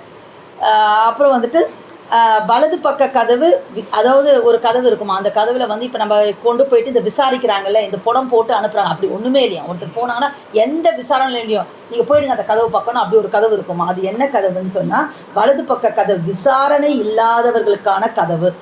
கேள்வி கணக்கும் விசாரணையும் இன்றி செல்பவர்கள் அவங்க யார் அப்படின்னு சொன்னால் இறைவனை முழுமையாக சரணடைந்தவர்கள். சரணாகதி, இப்போ கேட்டோம் இல்லையா பதிவில், சரணாகதி. அவங்க முழுமையாக எல்லளவும் ஒரு சந்தேகம் முழுமையாக சரணானவங்களுக்கு எந்த விசாரணை எதுவுமே நேராக வந்து போயிட்டு இந்த கதவழி அணி போயிடு அப்படின்னு சொல்லுவாங்களாமா. அப்போது இன்னொரு கதவு வந்து கோபத்தை கட்டுப்படுத்துதல், மன்னித்தல். சில பேர் வந்து சரி தெரியாமல் பண்ணிட்டாங்க, மன்னிச்சு நம்ம தெய்வம் தானே சொல்லி கொடுத்துருக்காங்க கோவப்படக்கூடாது, ஆனால் படாமல் நிறைய கோபம் வருது, அது அந்த அவங்களுக்கான ஒரு கதவு இருக்குமாம்மா. அப்போது முழு நம்பிக்கையாளர்களின் கதவு 7வது கதவு. 8வது கதவுனா இறைவனை நினைவு கூர்ந்தோரின் கதவு. எப்பவுமே இறைவனை, அதாவது மூலமந்திர நாக்கோட ஒட்ட வச்சுக்கோன்னு சொல்கிறவங்க இல்லையா, எங்கே பண்ணாலும் எது பண்ணாலும் தெய்வமே தெய்வமே அப்படின்னு அந்த நினைவோடு இருக்கிறவங்களுக்கு அது ஒரு கதவாமா. அப்போது தங்களின் நாவுகளாலும் உள்ளத்தாலும் எப்போதும் அதாவது அவங்க வந்து அல்லான்னு சொல்கிறாங்க, நம்ம தெய்வம் நினைவு கூர்ந்து திக்ர் செய்து இருந்தவர்களுக்கான கதவு. அப்படி இந்த கதவு வழியாக அழைக்கப்படுபவர்கள் யார் இந்த கதவு வழி? நிறைய பேர் போகிறாங்க, நீங்கள் 8 கதவுல ஒருத்தர் வாழ்றாங்க, இந்த கதவு வழியாக யார் அழைக்கப்படுவார்கள் அப்படின்னு சொன்னால் யார் கேட்குறாங்கன்னா அவரை பார்த்து ப்ராஃபட் முகமது அவர்களை பார்த்து அபூபக்கர் அவர் ஃப்ரெண்டு கேட்குறாரு, நீ இவ்வளோ சொல்கிற கதவெல்லாம் சொல்கிற, இந்த கதவு நல்லா இருக்குது, இந்த கதவில் யாரெல்லாம் போக முடியும், யார் அழைப்பாங்கன்னு. அப்போ சல் முகமது அவர்கள் சொல்கிறாங்க, நீ அந்த கதவில் போகணுன்னு எனக்கு ஆசை அப்படிங்கிறாங்க, நீ அந்த கதவில் போடோட ஆசை அப்படிங்கிறாங்க. அப்போது அந்த கதவு வழியாக போனோன்னா அதுக்கான நற்பண்புகள் என்னன்னு சொல்கிறாங்க. தெரிஞ்சால் தான் நம்ம அதை ட்ரைனாக பண்ணலாம். முறையாக வணக்கம் செய்தவர்கள், அவங்க உழு செய்தவர்கள் அப்படின்றாங்க. அனைத்து கதவுகளின் வழியாக எது வேண்டுமோ அதை தேர்ந்தெடுக்கலாமா. அவங்க எந்த கதவு வழியாக போனாமா, இந்த கதவு அந்த கதவு இல்லையா, எனக்கு நான் இந்த பக்கம் போகிறேன், நான் இது போகிறேன் அப்படிங்கிற மாதிரி. அப்போது சிறந்த கணவனும் நற்பண்புகள் மிக்க மனைவியும்.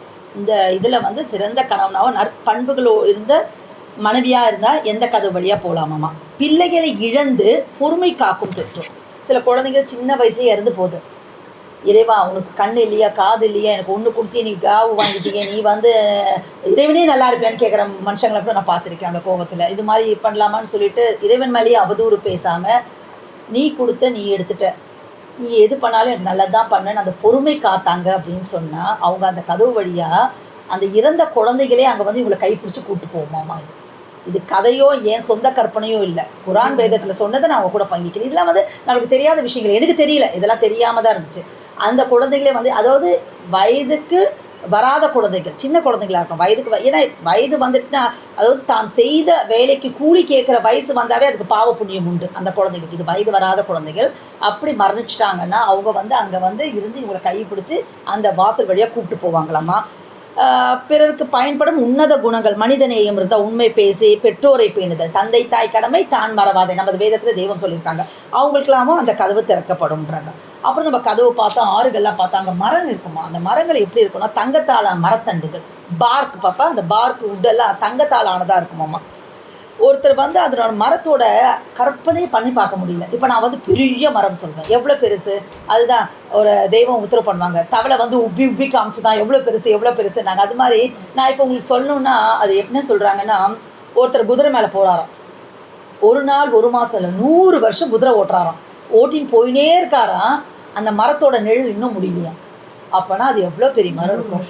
100 வருஷம் அது நடந்து போகல, குதிரை மேலே போய் 100 வருஷம் போகிறச்ச இன்னும் அந்த மர நெல்லை விட்டு அவர் வெளியே போக முடியல, அவ்வளோ பெரிய மரம். நம்ம ஊரில் மாங்காய் மரம் பெருசாக, அங்கேயே நம்ம ஃபங்க்ஷன்லாம் பண்ணால் உட்காந்து பசியாக இருக்கும்.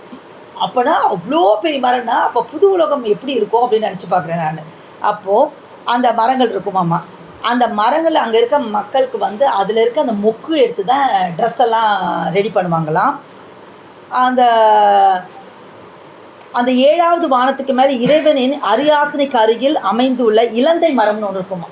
தெய்வம் இருக்காங்களே அங்கே இருக்க அதை வந்து லோட்டோ ட்ரீன்னு சொல்கிறாங்க. அந்த இலை அந்த எது என்ன மரம், இலந்தை மரம், கரெக்ட், இலந்தை மரம் இருக்குமா. அதனோட பழம் பார்த்திங்கன்னா மண்பாண்டி ஜாடி மாதிரி இருக்குமா. அதுதான் அந்த எது இப்போ அந்த பழத்தை சாப்பிடணும்னு நினச்சாவே அது அப்படியே வளைஞ்சி வந்து நம்ம வாய்க்கிட்ட நிற்குமா, பறிக்க கூட வேணாமா. அது மாதிரி ஒரு சக்தி வாய்ந்த மரங்களாக இருக்குமாம்மா.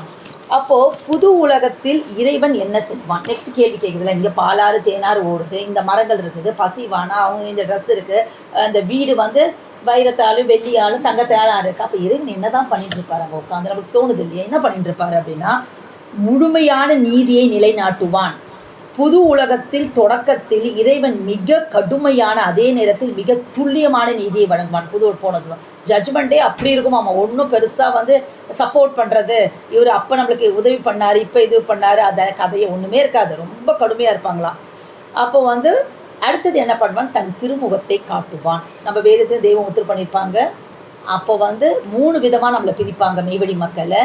ஒருத்தருக்கு வந்து தன் முழு வல்லபத்தை, அதாவது முழு உருவத்தை அவங்க பார்க்கலாம். இன்னொரு குரூப் ஆஃப் பீப்புள் வந்து என்ன பண்ணுவாங்கன்னா, அவங்க கூட வந்து சம்பாஷிக்கலாம், ஆனால் அவங்க உருவம் தெரியாது. இன்னொருத்தர் சம்பாஷிக்கவும் முடியாது, உருவத்தையும் பார்க்க முடியாது, ஆனால் அதுக்கான பலன் மட்டும் அவங்க பெறுவாங்க. அப்படி தான் நம்மளை பிரிக்க போகிறாங்க. அது அவங்கவுங்க கையில் எவ்வளோ தவ பலன் நினச்சிப்பாங்களேன். அது வந்து காரிருள் அப்படியே கப்பி இருக்கும் 14 மாதம். அப்போ இறைவன் வந்து அது நம்ம பார்க்க முடியுதுன்னா அது எவ்வளோ பெரிய பேர் இல்லை. அதுவும் நம்மளுக்கு இப்போ தெரியுது இறைவனை பார்க்க முடியும்னு சொல்லிட்டு. அப்போ நம்ம என்ன பண்ணோம், அதுக்கான செயல்பாட்டில் இறங்கி செயல் பண்ணணும். தன் திருமுகத்தை காட்டுவான், அங்கே வந்து தன் திருமுகத்தை காட்டுவான். அப்போ வாரந்தோறும் வெள்ளிக்கிழமைகளில் தன் அரியணைக்கு, அதாவது ஹர்ஷ் அருகில் ஒன்று கூடுவார்கள். தெய்வத்துக்கிட்டதான் ஏன் அந்த ஞாயிற்றுக்கிழமை அப்படின்னு சொன்னால், அப்போ திரும்ப இந்த பாயிண்ட் எனக்கு என்ன புரிஞ்சுதுன்னா, ஏன் அந்த வெள்ளிக்கிழமை அவங்க தேர்ந்தெடுத்துக்கிறாங்கன்னு சொன்னால், தன் திருமுகத்தை காட்டுவார் இறைவன். ஏன்னா வெள்ளிக்கிழமையில் எல்லாரையும் அங்கே வந்து அவர் அரியணைக்கு அந்த ஹர்ஷ்ன்னு சொல்கிறாங்களா, அங்கே எல்லாரையும் கூட்டு வச்சு திரைகள் விளக்கப்படுமா. நம்ம வடலூரில் கூட 7 திரைகள் அப்படின்றாங்க, இவங்க வந்து 70,000 திரைகள் அப்படிங்கிறாங்க. அப்போது பௌர்ணமி நிலவை போல தெளிவாக தரிசிப்பார்கள். அப்போது என்றென்றும் நிலைத்திருக்கும் திருப்தியை அளிப்பான். ஏதேனும் வேண்டுமா அப்படின்னு தெய்வம் கேட்பாங்களா அங்கே இருக்கிறவங்ககிட்டலாம், உங்களுக்கு எதனா வேணுமாப்பா அப்படின்னு சொல்லிட்டு.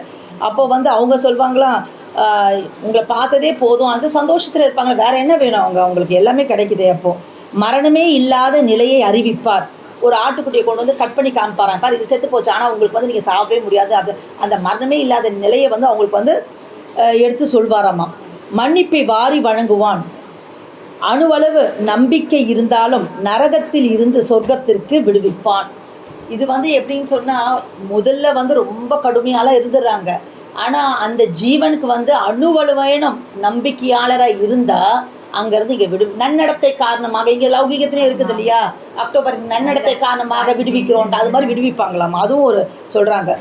புது உலகத்தில் இறைவன் ஒரு மன்னனாகவும் மிக உயர்ந்த நீதிபதியாகவும் எல்லையற்ற கருணையாளனாகவும் விளங்குவான். புது உலகம் இறைவன் ஓய்வெடுப்பாரா நம்ம கேட்குதுல்ல, சரி இவ்வளோ பண்ணிட்டு இருக்காரு, எப்போ ரெஸ்ட் எடுப்பாரா அப்படின்னு நம்மளுக்கு வேணும்ல. கொஞ்சம் வேலை பண்ணிட்டப்பா, காலையிலேருந்து வேலை பண்ணிட்டப்பா, இன்னைக்கு சபைக்கு வந்து கொஞ்சம் சபை முடிச்சது இல்லையா, நல்லா ரெஸ்ட் எடுக்கணும்ப்பா, அதான் தோணுது நம்மளுக்கு எல்லாம். அதுதான் ரெஸ்ட் எடுக்கணும் அப்படின்னு சொல்லிட்டு அதான். அப்போது ஆனால் தெய்வத்துக்கு சிறு உறக்கமோ ஆழ்ந்த உறக்கமோ ஓய்வோ கிடையாதுன்றது அண்டாதாம்மா. கொஞ்சம் கூட அவங்கள அண்டாது. நம்ம அப்படித்தானே, நம்ம பாட்டையாரை வந்து தெய்வம் உத்தரவு பண்ணுவாங்க. நான் வந்து அவர் கண் அசை கூட நான் பார்த்ததில்லைன்னு. அப்போது அதை இவர் கண்ணை கொஞ்சம் கூட அயர்வு இல்லாமல் இருந்தாலும் அதை பார்த்துருக்க முடியும். ஒருத்தர் தூங்கவே இல்லைன்னு நான் சொல்கிறேன்னா, நான் தூங்காமல் இருந்தாலும் அதை சொல்ல முடியும். அப்போ நம்ம தெய்வம் அவர்கள் தூங்காமல் இருந்ததுனால தான் அப்படி சொல்ல முடியுது அவங்களுக்கு.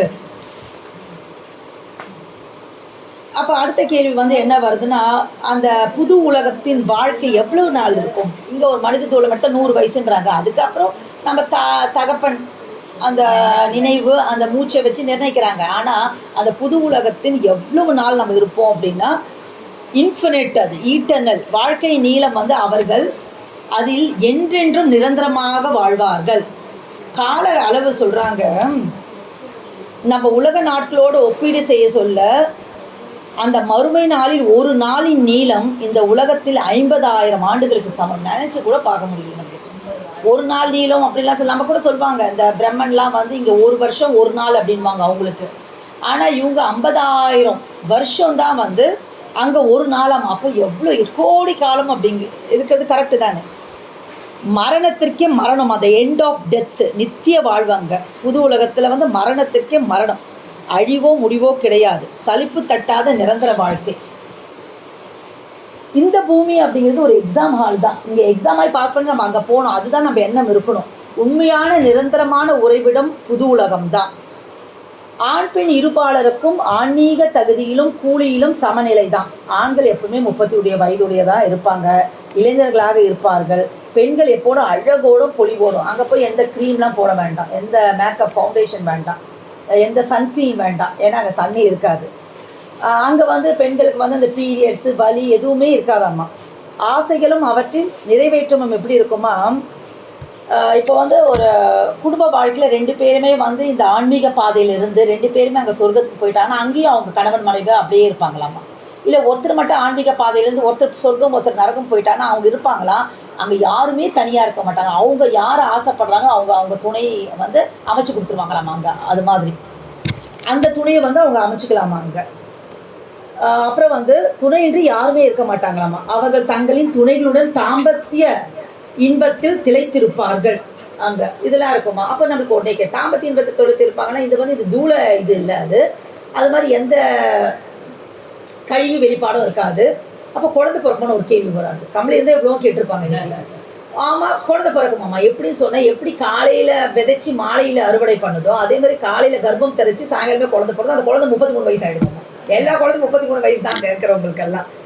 1 மணி நேரத்தில் அவங்களுக்கு அந்த ஜீவன் வந்து ஆசைப்பட்டதுன்னா எனக்கு குழந்தைனா 1 மணி நேரத்தில் கருத்தரிப்பு, பிரசவம், வளர்ச்சி அனைத்தும் அவர் கண் முன்னே நடந்து முடிந்து விடுமாம்மா. இது வந்து நான் சொல்லலை, திரும்ப இதெல்லாம் ரொம்ப கதையாக இருக்குது, கற்பனையாக இருக்குதுலாம் இல்லை. அல் குரான் 52:21 வசனம் சொல்லுது, யார் நம்பிக்கையாளர்களாக இருந்து அவர்களின் சந்ததிகளும் நம்பிக்கையோடு அவர்களை பின்பற்றுகிறார்களோ அவர்களுடைய சந்ததிகளை அவர்களுடனேயே நாம் சேர்த்து விடுவோம். அவர்களின் நற்செயல்களில் எதையும் நாம் குறைத்து விட மாட்டோம். அங்கே போய் என் குழந்தை இருக்குது, என் பாப்பா தான் எனக்கு சஞ்சு பாப்பா தான் எனக்கு இருக்கணும், என் புருஷன் தான் வேணும்னா அங்கே போய் அப்படியே இருக்கிறதுக்கு ஆசீர்வதிக்கப்படுவார்கள். அந்த அளவுக்கு நம்ம வந்து அந்த தவப்பலன் நம்ம வச்சுருக்கணுமாம்மா. இதில் என்னென்னா பசங்களுக்கு அப்பா அம்மாவுக்கு எல்லாருக்கும் ஒரே வயசு இருக்குமாம்மா. அங்கே இவங்க வந்து அப்பா இவங்க அம்மானா எல்லாருக்கும் 33 வயசு தான். அது பையனாக இருந்தாலும் அதே தான். ஆனால் அந்த துணி மூலமாக நம்ம இதுதான் நம்ம பையன் கண்டுபிடிச்சிக்கலாம். எல்லாம் இருப்பாங்க, ஆனால் எல்லாருக்கும் ஒரே வயசு தான் இருக்கும் அங்கே போனால் அப்படின்னு சொல்கிறாங்க. அப்போது அங்கே அப்போ குழந்தைங்களே இருக்க மாட்டாங்கன்னா சின்ன குழந்தைங்க இருப்பாங்களா, கில்மேன் அப்படிங்கிறாங்க. அவங்க வந்து என்னென்னா சொர்க்கவாசிகளுக்கு சாப்பாடு கொடுக்கறதுக்கு, தண்ணி சப்ளை பண்ணுறதுக்கு, அதுக்கெல்லாம் வந்து ஒரு ஆளுங்க இருப்பாங்க. அவங்க தான் குட்டி குட்டி மனிதர்கள் இருப்பாங்க. நரகத்தில் எப்படி கிங்கிலியர்கள் இருப்பாங்க, அது மாதிரி இங்கே வந்து கில்மேன் அப்படிங்கிறாங்க. அதாவது சொர்க்கத்தில் வந்து நம்ம பிரம்மாண்டமாக 100 அடுக்கு பார்த்தோம், இவ்வளோ நிழல் கொடுக்குறதுலாம் பார்த்தோம். சொர்க்கத்தில் குறைஞ்ச வசதி உள்ள சொர்க்கம் எது? அதுக்கானா போனால் போதும் அப்படின்னு தெரிஞ்சு அதை பற்றி தெரிஞ்சுக்கணும்ல. குறைஞ்ச வசதி தெரிஞ்சுன்னா அது போனால் போதும் நினச்சிடக்கூடாது. நல்ல வசதி உள்ளது போகணும்னு நினைக்கணும். குறைந்த சொர்க்கத்தின் வசதி என்ன? இந்த உலகத்தை போல் 10 மடங்கு பெரியது. அங்கே இருக்கிறதுல ரொம்ப குறைஞ்ச வசதி 100வது சொர்க்கம் தான். அதுவே வந்து இந்த உலகம் போல் 100 மடங்கு இருக்குமா? அப்போ நினச்சி பாருங்க, அப்போ முதல் சொர்க்கம் எப்படி இருக்கும்ன்ட்டு. அப்போது இதை நினச்சி கூட நம்மளால் பார்க்கவே முடியல. அங்கே வந்து வசதிகள் மாறினாலும் உனக்கு ஒரு டைப் ஆஃப் சொர்க்கம், எனக்கு ஒரு டைப் ஆஃப், அக்காவுக்கு ஒரு டைப் ஆஃப் சொர்க்கம், அன்னைக்கு ஒரு டைப் ஆஃப் சொர்க்கம் இருந்தால் கூட நமக்குள்ளே பொறாமையே இருக்காதான். ஏன்னா மகிழ்ச்சியாக தான் இருக்கும். எல்லாம் இருக்கிற அந்த இதுதான் சொர்க்கம் வந்து அடுக்கு தான் மாறுதே தவிர்த்து, ஆனால் எல்லாருமே மகிழ்ச்சியாக இருப்போம். அம்மா அங்கே வந்து மகிழ்ச்சி, நிம்மதி, மனநிறைவு அனைவருக்கும் சமமான எல்லையற்ற இன்பமே நடக்கும் அப்படின்றாங்க. சரி, இவ்வளோ நாள் நம்ம பார்த்தது வந்து அல் குரான், அவங்க ப்ரொஃபட் முகமது அவங்க வந்து இறக்கி வச்ச வேதத்திலேருந்து பார்த்தோம். சரி, இது மட்டும் பார்த்துட்டு விட்டுலாம்னா ஸ்டெல்லா அவங்கக்கிட்ட பேசணும்னா கிறிஸ்டியானிட்டி கொஞ்சம் பார்க்க வேண்டியிருக்கும். அதில் என்ன கொடுத்துருக்காங்கன்னா, இப்போது தற்போதைய பாவமும் கவலையும் நிறைந்த உலகம் முழுமையாக அழிக்கப்பட்டு கடவுளால் ஒரு புதிய உலகம் உருவாக்கப்படும். அவங்களும் அதே நம்பிக்கை தான். மரணம், துக்கம், நோய் இருக்காது. பரலோகத்திலிருந்து இறங்கி வரும் ஒரு அதாவது ஒரு நம்ம சொல்லுவோம் இல்லையா, ஒரு மகிமையான நகம். நம்ம என்ன சொல்லுவோம், மெய்வெளி சாலையை வளர்க்கையிலாயும் பூலோகத்தில் இறக்கி வைத்து அது வளர்க்கையிலாயும் நம்ம சொல்லுவோம்.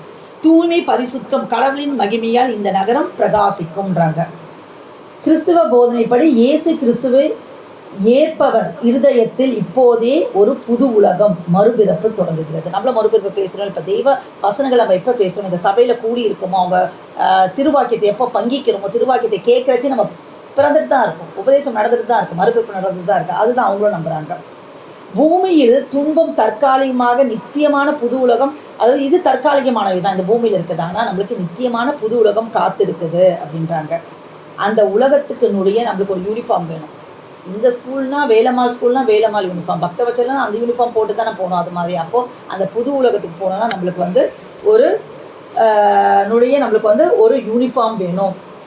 அப்போது இந்த பூமியிலேயே பரிசுத்தமாக வாழ ஆயத்தப்படுகிறார்கள். அப்போ அந்த தவ பலன்ட்டு தான் நாங்கள் போக முடியும். கையில் ஒன்றுமே இல்லை, வெறும் கையை வீசி நாங்கள் போக முடியாது. அங்கேயே வந்து கிரேடிங் பண்ணி அமுச்சு விட்ருவாங்க நம்மளுக்கு.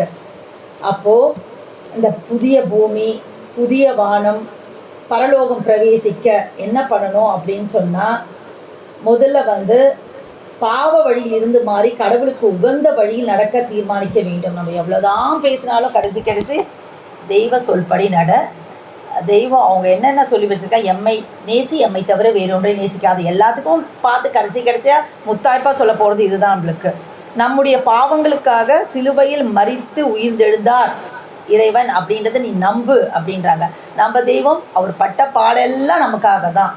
குடல் கருக, எலும்பு இலக, இதெல்லாம் பட்டப்பாடு வந்து கள்ளி சீவி அந்த கத்தியே பிறை வடிவாக ஆயிடுச்சுட்டாங்க. எல்லா பாடும் எதுக்கு பட்டாங்க? அவங்க சன்னதம் கிடச்சிச்சு, அவங்களுக்கு வேணுறது அவங்க ஜெயிச்சிட்டாங்க. என்ன சொன்னாங்க, நம்ம எம் கையடக்கம் சொல்லிட்டாங்க. இருந்தாலும் நான் கூலி வேலைக்கு போகிறேன்டா, போன பதிவில் சொன்னது தான். எதுக்கு போனாங்க அவங்கன்னா, நம்ம தலையை காப்பாற்றுறதுக்காக போனாங்க அப்படின்றத நம்ம நினைக்கணும்.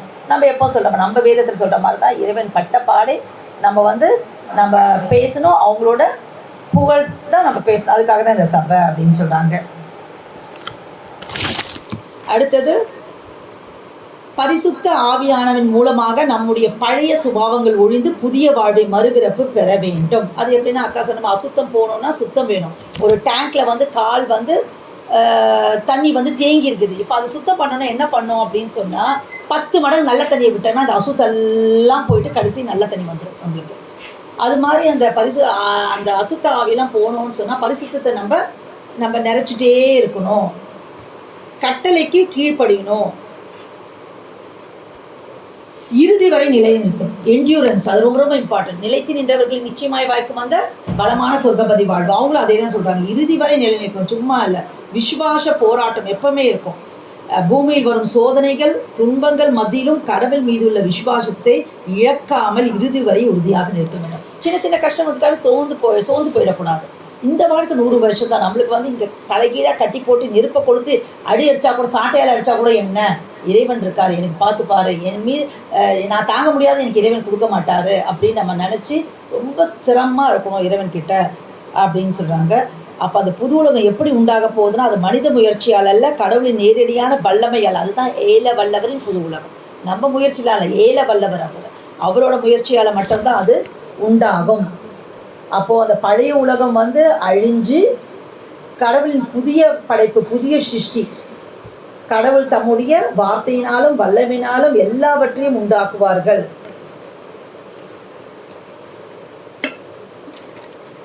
அடுத்தது நம்ம ஏற்கனவே பார்த்த மாதிரி தான் அங்கே வந்து இவங்களும் வந்து அந்த ஆறுகளை பற்றி பேசுகிறாங்க, மரத்தை பற்றி பேசுகிறாங்க, எல்லாத்தையும் பற்றி பேசுகிறாங்க.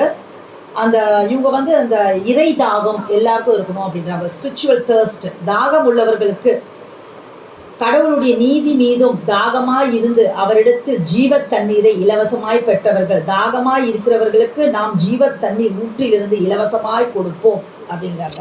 நமக்கும் அப்படித்தானே தெய்வம் உத்தரவு பண்ணுறாங்க. மண்மறைவு பண்ணுறச்சே நம்ம வந்து காஷாய தீர்த்தம் வரணும் அப்படின்னு நம்ம கொடுக்குறோம். அது இல்லைன்னா அவங்களுக்கு தாகமாக இருப்பாண்டா அப்படின்றத நமக்கு சொல்கிறாங்க. என்ன அப்படின்னு சொன்னால், தன்னறிவில் சாயாது இறைவனின் மேல் வைத்த விசுவாசத்தினால் நீதிமான்கள் ஆக்கப்பட்டு இறுதி வரை விசுவாசித்து நிற்பவர்களுக்கே அந்த புது உலகத்தில் குடிமக்களாக மாறுவார்கள். மற்றபடி நடுவில் வந்து எட்டி பார்த்தேன் அப்படின்றவங்களுக்கெல்லாம் அது வந்து வராது. கடைசி வரைக்கும் நம்ம இருக்கணும், அதுதான் ரொம்ப இம்பார்ட்டண்ட்டு. இறைவன் அங்கே ஒரு அன்பான தகப்பனாக நம்மை அரவணைத்து தம்முடைய முழு மகிமையும் நமக்கு வெளிப்படுத்தி நம்மை என்றென்றும் பேரானந்தத்தில் வாழ வைப்பார். யாருக்கு? அந்த நம்பிக்கை விசுவாசம் உள்ளவங்களுக்கு அவங்க அப்படி வாழ வைப்பாங்க. நம்ம இவ்வளோ பேசிட்டோம், எல்லாம் பேசினதும் நம்ம என்ன பண்ணோம்னா, நம்ம வான்கனி விரார்த்தவம் தீர்க்க தரிசன திருமுகம், அதுதான் இந்த புது உலகம் நிகழ்வு இப்போ நடந்து கொண்டு இருக்கிறது. அதுக்காக தான் தெய்வம் வந்து வான்கனி விரார்த்தவத்தில் இருக்காங்க. அந்த திருமுகம் கூட எடுத்து வச்சுருப்பாங்க. இதெல்லாம் பேசிட்டு அப்புறம் கன்க்ளூஷன் நம்ம வந்து இப்போ பார்த்தோம். இப்போ நமக்கு என்ன அக்கா கூட சொன்னாங்க, அப்படியே கண் முன்னாடியே ஓடுது அந்த புது உலகத்தில். பாலாறு ஓடுது, தேனாறு ஓடுது, 100 மைல் ஓடுறாரு குதிரையில். அந்த நிழல்லாம் அப்போ எவ்வளோ பெருசுன்னு தெரியுது. இன்னொரு இடத்துல அளவெல்லாம் கொடுத்துருக்காங்க, அது எவ்வளோ வந்து ஹைட் இருக்கும், எவ்வளோ வந்து அந்த சுற்றளவு இருக்கும், அந்த செவருங்க அங்கே இருக்கிறது. அப்புறம் வந்து நம்மளுக்கு எல்லாமே அந்த புது உலகத்தினோட வடிவமைப்பு இந்த உலகத்து மாதிரி எவ்வளோ பெருசாக இருக்கும், எல்லாமே கொடுத்துருக்குறாங்க.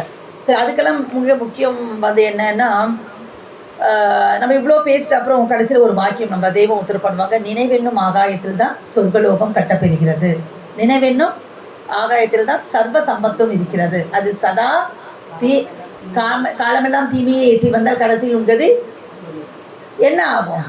அதோ கதி தான். அப்போது அந்த நல்ல கதி வேணும்னா நம்ம என்ன பண்ணோம் அப்படின்னு சொன்னால், அந்த இது நல்லா புரிஞ்சுக்கணும் நம்மளுக்கு. இது ஏதோ கற்பனை இங்கே இருக்குது அங்கே இருக்குன்னு தான் அந்த நினைவு.